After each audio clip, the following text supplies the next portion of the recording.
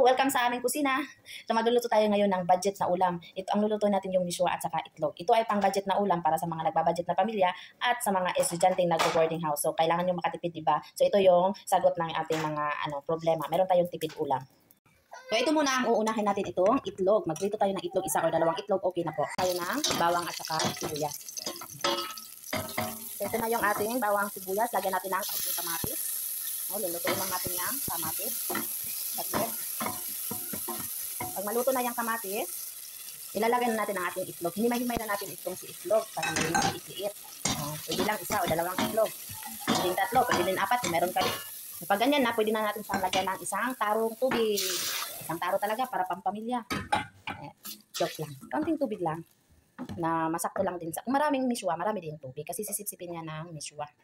Kapag ganyang nakulo na, lagyan na natin ng asin. Kaunting asin lang at saka paminta. Lagyan din natin kung anong mga seasonings na gusto niyo. Bitchin, magic sarap, Unisamix. Kung ano-anong gusto dito, wala naman dito. So kulang pa tayo sa asin. So itong miswa natin. Miswa. Kaunting kulo lang yan kasi maano na yan, maluluto agad. Kaunting kulo lang. Natin na miswa. Pwedeng pang-ulam na talaga, no? Tipid pa, masarap pa. Pero para sa akin talagang ito masarap. Paborito ko to eh. Thank you for watching. Bye-bye.